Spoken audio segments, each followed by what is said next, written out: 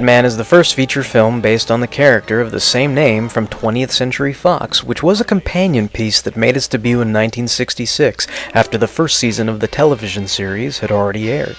The original intention was for the film to be shot first to generate interest in the television series, but before Fox would cover the entire cost of a film, they wanted to test the waters out while ABC was sharing the production costs of the television series.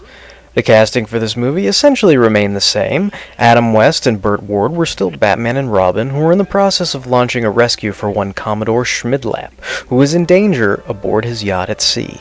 The two heroes head out to Gotham Airport in the Bat-Cycle, so they can use the Batcopter in the search for Commodore Schmidlap. The Bat-Cycle first appears in Detective Comics 233 in 1956, and is actually first utilized by Batwoman instead of the dynamic duo. The lineage of the Batcopter is a little more complex. The Batplane, or Bat-Gyro as it's sometimes referred to, would first appear in Detective Comics 31, though technically it's a plane with a rotor blade used for vertical takeoff and landings. Next would come the Whirly Bat, which was a single pilot craft that first appeared in Batman 120 and was actually called by the name Batcopter in Batman 121. Eventually, what we would come to know as the Batcopter, with a two-seat cockpit, would debut in Detective Comics 254 in 1958, and then would subsequently appear in Detective Comics 337 in 1965, before making its live-action debut in this film. I can't convey to you the joys of the multiple levels of enjoyment this film brought me. I've already expressed how as a child I loved watching the television series and how seriously I could take the superheroic action, but I also remember watching this years later in high school with some friends, and we must have laughed for hours on end at Robin handing Batman some shark-repellent bat spray and Adam West's epic battle with the exploding rubber shark that follows.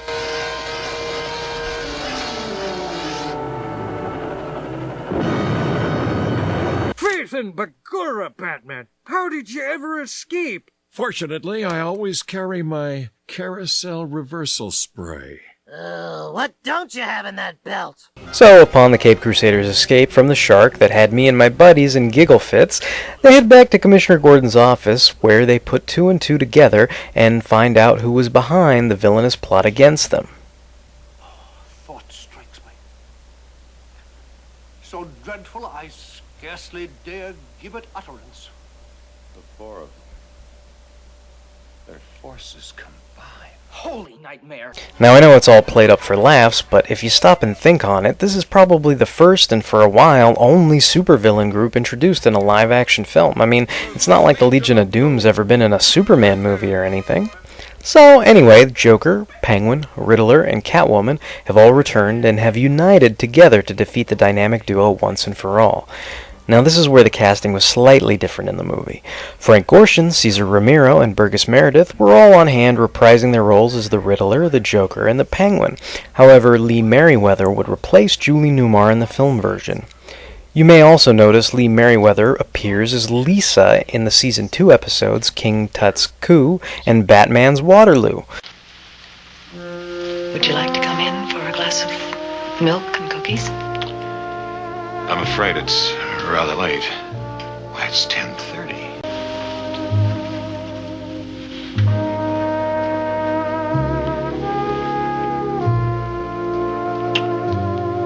Milk and cookies, did you say?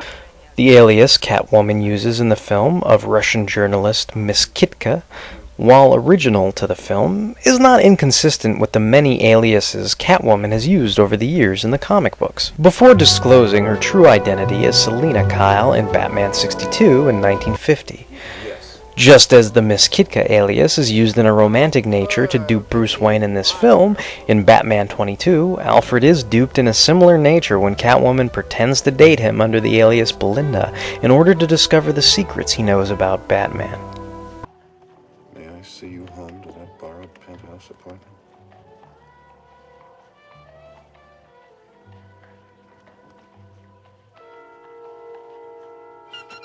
He swallowed the cat bait.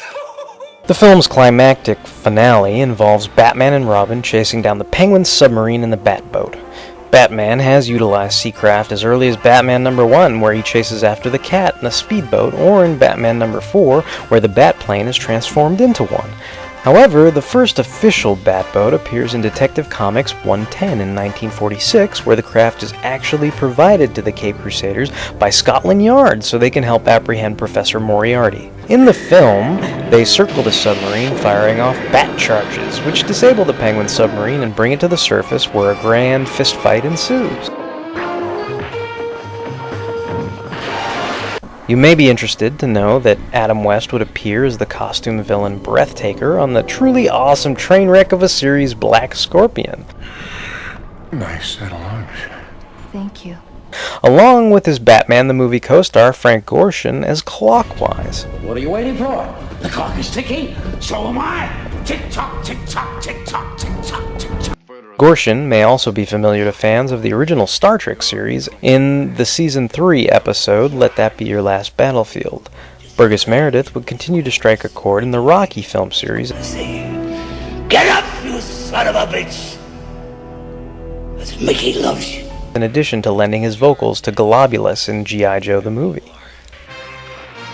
The last thing you will hear is the cracking of your vertebrae, one by one. Greetings, Bat fans. This is Batman. And Robin, the Boy Wonder. Adam West and Burt Ward would go on to reprise their roles as the dynamic duo in the Filmation animated series, The New Adventures of Batman and Robin.